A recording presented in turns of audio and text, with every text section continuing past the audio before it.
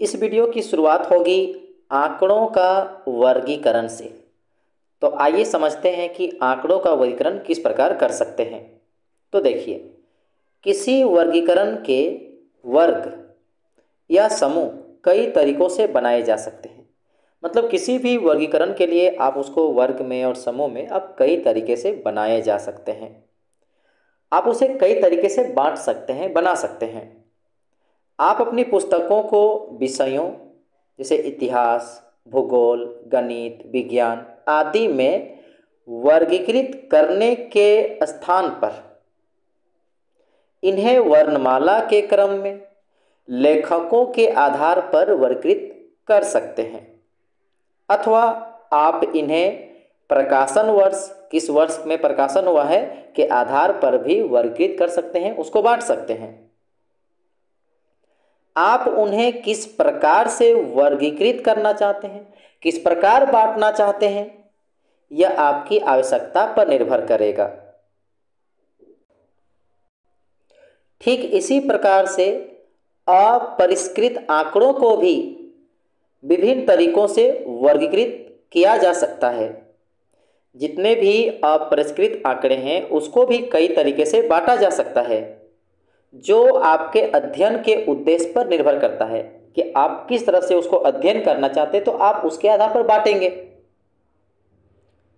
उन्हें समय के अनुसार समूहित किया जा सकता है। देखिए, अपरिष्कृत आंकड़े को समय के आधार पर भी बांट सकते हैं, और यदि उसे समय के अनुसार समूहित करेंगे तो इस प्रकार के वर्गीकरण को कालानुक्रमिक वर्गीकरण कहते हैं। अगर अपरिष्कृत आंकड़े को समय के अनुसार समूहित करते हैं तो इस प्रकार के वर्गीकरण को क्या कहा जाता है? कालानुक्रमिक वर्गीकरण कहते हैं। इस प्रकार के वर्गीकरण में आंकड़ों को समय के संदर्भ जैसे वर्ष के आधार पर, तिमाही के आधार पर, मासिक के आधार पर या साप्ताहिक आदि के रूप में आरोही क्रम में या अवरोही क्रम में वर्गीकृत किया जा सकता है। निम्नलिखित उदाहरण वर्षों के आधार पर भारत की जनसंख्या के वर्गीकरण को दिखाता है। नीचे देखिए, यहाँ पर जो वर्ष का जो दिखाया गया है, जनसंख्या को दिखाया गया है, तो वही किताब में लिखा है कि निम्नलिखित उदाहरण जो है वर्षों के आधार पर भारत की जनसंख्या के वर्गीकरण को दिखाता है। तो यहाँ पर चर क्या है? तो चर जो चेंज हो रहा है, वेरिएबल है, वो जनसंख्या है। एक काल श्रेणी है क्योंकि इसको समय पे बांटा गया है, क्योंकि इसमें विभिन्न वर्षों के मानों की एक श्रेणी चित्रित की गई है। तो इसको लोग काल श्रेणी कहेंगे क्योंकि समय के साथ एक श्रेणी बनाया गया है, विभिन्न वर्षों के लिए मानों को एक श्रेणी में चित्रित किया है, तो कह सकते हैं कि यह क्या है? काल श्रेणी है। और यहाँ जो जनसंख्या है वो चर को सूचित कर रहा है। तो देखिए, उदाहरण में जो दिखाने का कोशिश किया है भारत की जनसंख्या का, तो भारत की जनसंख्या यहाँ पर करोड़ों में लिया गया है, यानी करोड़ में है। तो वर्ष 1951 में देखिए जनसंख्या कितनी है? 35.7 करोड़। 1961 में कितना है? 43.8 करोड़। 1971 में कितना है? 54.6 करोड़। 1981 में कितना है? 68.4 करोड़। 1991 में कितना है? 81.8 करोड़। 2001 में कितना है? 102.7 करोड़। और 2011 में कितना है? 121.0 करोड़। अब हम लोग बात करेंगे स्थानिक वर्गीकरण। स्थानिक वर्गीकरण के अंतर्गत आंकड़ों का वर्गीकरण भौगोलिक स्थितियों जैसे कि देश, राज्य, शहर, जिला, कस्बा आदि के संदर्भानुसार यानी कि संदर्भ अनुसार होता है। तो स्थानिक वर्गीकरण जो होता है, वो जो आंकड़ों का जो वर्गीकरण किया जाता है वो भौगोलिक स्थितियों के आधार पर, जैसे कि देश, राज्य, शहर, जिला, कस्बा आदि के संदर्भ अनुसार यानी कि संदर्भ अनुसार होता है। अब यहाँ देखिए, उदाहरण 2 में विभिन्न देशों में गेहूं की उपज दिखाई गई है। तो यह देखिए, अलग अलग देश में जो गेहूं की जो उपज है उसको दिखाने का कोशिश किया है उदाहरण 2 में। जो कहीं ना कहीं किसका उदाहरण प्रस्तुत कर रहा है, ये उदाहरण प्रस्तुत कर रहा है स्थानिक वर्गीकरण का। तो यहाँ देखिए, इधर जो है विभिन्न देशों का नाम है और यहाँ उसकी उपज है 2013 के अनुसार। तो ये गेहूं की उपज है और यहाँ पर देखिए किलोग्राम में है और वो एकड़ के प्रति है। तो देखिए कनाडा में कितना है, देखिए यहाँ पर 3594 आंकड़ा दिया गया है। चीन में 5055, फ्रांस में 7254, जर्मनी में 7998, भारत में 3154 और पाकिस्तान में 2787। यहाँ पर देखिए क्रियात्मक गतिविधियाँ दिया है तो उसको समझा जाए। उदाहरण 1 में उस वर्ष को बताएं जिसमें भारत की जनसंख्या न्यूनतम और अधिकतम है। यानी उदाहरण 1 से आपको पहचान करना है कि कहाँ पर भारत की जनसंख्या ज़्यादा है और किस वर्ष कम है, तो उसको आपको वहाँ से तैयार करना, लिखना है। उसके बाद देखिए उदाहरण 2 से क्वेश्चन है। उदाहरण 2 में उस देश का पता लगाइए जिसकी गेहूं की उपज भारत से थोड़ी अधिक है और यह प्रतिशत में कितनी होगी, तो आप इसे कैलकुलेट करें। उसके बाद उदाहरण 2 में दिए गए गेहूं की उपज के आरोही क्रम में रखिए और ठीक यही अभ्यास उपज को अवरोही क्रम में रखते हुए कीजिए। मतलब आप लोग को तैयार करना है कि जो देश में जो गेहूं यहाँ पर दिखाया गया है चार्ट में उदाहरण 2 में, तो उसको आरोही क्रम में, मतलब कम से ज़्यादा की तरफ बढ़िए और फिर सेकेंड में ज़्यादा से कम की तरफ अरेंज करना है। कई बार आपका सामना ऐसी विशेषताओं से होता है जिन्हें मात्रात्मक रूप से व्यक्त नहीं किया जा सकता है। देखिए कभी कभी आपको कुछ ऐसी चीज़ें भी देखने को मिल जाएगी, कुछ ऐसी विशेषताओं से भी होता है जिन्हें मात्रात्मक रूप में व्यक्त नहीं किया जा सकता। इस प्रकार की विशेषताओं को गुण कहते हैं। मतलब कई बार ऐसा भी सिचुएशन आएगा आपके सामने कि विशेषताओं से होता है, ऐसी विशेषताओं से होता है जिन्हें मात्रात्मक रूप में, मतलब नंबर में व्यक्त नहीं किया जा सकता है। इस प्रकार की विशेषताओं को गुण कहते हैं। उदाहरण के लिए देखिए, तो ये इसमें राष्ट्रीयता, साक्षरता, धर्म, लिंग, वैवाहिक स्थिति आदि आ सकते हैं। मतलब इसमें राष्ट्रीयता आएंगे, साक्षरता आएंगे, धर्म, लिंग, वैवाहिक स्थिति आएंगे। इन्हें मापा नहीं जा सकता है। इन गुणों को गुणात्मक विशेषता की उपस्थिति या अनुपस्थिति के आधार पर वर्गीकृत कर सकते हैं। तो इनको लोग किस तरह बांट सकते हैं, गुणों को। तो इन गुणों को गुणात्मक विशेषता की उपस्थिति या अनुपस्थिति के आधार पर वर्गीकृत कर सकते हैं, बांट सकते हैं। विशेषताओं पर आधारित आंकड़ों के ऐसे वर्गीकरण को गुणात्मक वर्गीकरण कहा जाता है। तो विशेषताओं पर आधारित जो आंकड़े होते हैं और उसका जो वर्गीकरण होता है, उस वर्गीकरण को गुणात्मक वर्गीकरण कहा जाता है। निम्नलिखित उदाहरण में हम किसी देश की जनसंख्या को गुणात्मक चर लिंग के आधार पर समूहित किया हुआ पाते हैं।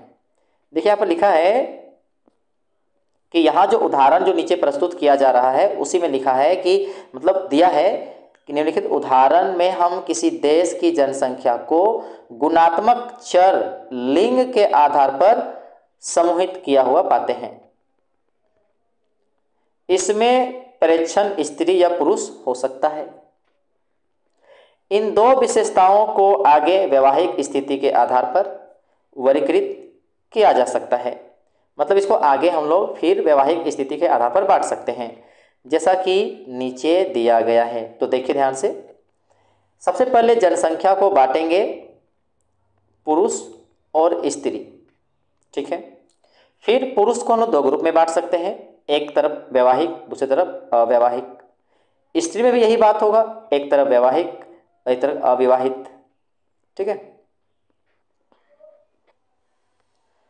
प्रथम चरण में यह वर्गीकरण पहले विशेषता की उपस्थिति या अनुपस्थिति पर आधारित है। देखिए प्रथम चरण में यह जो वर्गीकरण है पहले विशेषता की उपस्थिति या अनुपस्थिति पर आधारित है।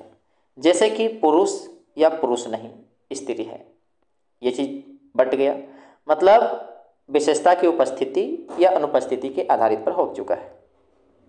दूसरे चरण में क्या देखते हैं कि प्रत्येक वर्ग स्त्री या पुरुष आगे दूसरी विशेषता की उपस्थिति या अनुपस्थिति के आधारित पर है। मतलब अब दूसरी विशेषता उपस्थित है कि नहीं है ये देखना है। तो दूसरी विशेषता क्या है? वही विवाहित और अविवाहित। विवाहित अगर है तो एक ग्रुप में जाएगा, और यदि ये गुण उपस्थित नहीं है तो अविवाहित में जाएगा। तो वही चीज लिखा है, दूसरी विशेषताओं की उपस्थिति या अनुपस्थिति के आधार पर विभाजित है, जैसे विवाहित या अविवाहित। ऊंचाई, भार, आयु, आय, छात्रों के अंक आदि विशेषताओं की प्रकृति मात्रात्मक है। अगर हम यहाँ ऊंचाई की बात करें, भार की बात करें, आयु की बात करें, आय की बात करें, छात्रों के अंक की बात करें, तो ये सभी विशेषताएं हैं, मगर ये मात्रात्मक है, इसको हम लोग गणना कर सकते हैं। जब ऐसी विशेषताओं के संग्रहित आंकड़ों को वर्गों में समूहित किया जाता है तो यह जो वर्गीकरण होगा वो मात्रात्मक वर्गीकरण कहलाता है। अब आते हैं क्रियात्मक गतिविधियां पर। क्रियात्मक गतिविधियां में क्या दिया है देखिए, आसपास की वस्तुओं को सजीव या निर्जीव के रूप में समूहित किया जा सकता है। ये बात तो सही है कि आपके पास जितने भी आसपास की चीजें दिखाई पड़ रहा है तो आप उसको दो ग्रुप में बांट सकते हैं, कौन सजीव है, कौन निर्जीव है। क्या यह मात्रात्मक वर्गीकरण है? तो देखिए, अगर हम लोग सजीव और निर्जीव में बांट रहे हैं तो ये मात्रात्मक तो नहीं बोल सकते हैं, ये गुण के आधार पर बांटे हैं कि कौन सजीव है, कौन निर्जीव है। अगर संख्या के आधार पर बांटते तब हम मात्रात्मक बोल सकते थे। अब आगे आते हैं उदाहरण 4 में। 100 छात्रों के गणित के प्राप्तांकों का बारंबारता विवरण। तो यहां पर देखिए, यहां पर कुछ सारणी तैयार की गई है। देखिए अंक की 0 से 10 अंक लाने वाले जो बच्चा है यानी छात्र है वो 1 है। 10 से 20 अंक लाने वाले जो छात्रों की संख्या है वो 8 है। इसी प्रकार देखिए अलग अलग वर्ग अंतराल पे अलग अलग समूहों में कितने कितने विद्यार्थी हैं वो दिया गया है, और टोटल है विद्यार्थी 100। तो ये एक बारंबारता विवरण बन चुका है। मतलब इसे पता चलता है कि जैसे 0 और 10 के बीच में कितना विद्यार्थी है, कितना छात्र है, 10 और 20 अंक लाने वाले में कितने छात्र हैं। तो बारंबारता विवरण हमें यही बताता है कि एक निश्चित जो वर्ग के अंतर्गत कितने आ रहे हैं। जैसे यहां पर देखिए 90 और 100 अंक लाने वाले में कितने विद्यार्थी हैं न 4। 80 और 90 के बीच में लाने वाले अंक लाने वाले छात्रों की संख्या कितनी है न 5। अगर प्रश्न ये उठेगा कि विद्यार्थियों की संख्या ज्यादा किस अंतराल पे है, तो देखिए यहां पर 50 और 60 अंक, मतलब 50 और 60 के बीच में लाने वाले जो विद्यार्थियों की संख्या है वो ज़्यादा है, और सबसे कम यहाँ पर है 0 और 10 के बीच में लाने वाला मात्र 1 है। तो उदाहरण 4 में 100 छात्रों के गणित के प्राप्तांकों का मात्रात्मक वर्गीकरण दिखाया गया है। देखिए यहाँ पर लोग गिन पा रहे हैं कि किसमें कितना छात्र आ रहा है। इस वजह से यह जो वर्गीकरण है यह मात्रात्मक वर्गीकरण को प्रस्तुत कर रहा है, जिन्हें सारणी 3.1 में बारंबारता वितरण के रूप में दिया गया है। ठीक है, अब फिर से आता है क्रियात्मक गतिविधियां। उदाहरण 4 की बारंबारता के मानों को कुल बारंबारता के अनुपात में या प्रतिशत में प्रकट कीजिए। मतलब यहां पर देखिए उदाहरण 4 में जो दिया गया है उसकी बारंबारता के मानों को कुल बारंबारता के अनुपात में आपको प्रकट करना है या प्रतिशत में प्रकट कीजिए। ध्यान रहे कि इस प्रकार से प्रकट की गई बारंबारता को सापेक्षिक बारंबारता के रूप में माना जाता है। मतलब जब आप बारंबारता को कुल बारंबारता के अनुपात में जब प्रस्तुत करते हैं तो इसे सापेक्षिक बारंबारता कहा जाता है। दूसरा पॉइंट कहता है, देखिए कि उदाहरण 4 में किस वर्ग के आंकड़ों का अधिकतम सकेंद्रन है। मतलब देखिए कि किस आंकड़े में, मतलब किस वर्ग में आंकड़े ज़्यादा आ रहे हैं, इसे कुल प्रेक्षणों के प्रतिशत के रूप में प्रकट कीजिए। साथ ही साथ ये भी पूछा है कि किस वर्ग में आंकड़ों का न्यूनतम सकेंद्रन है, किस वर्ग में जो आंकड़े हैं वो न्यूनतम देखने को मिल रहा है।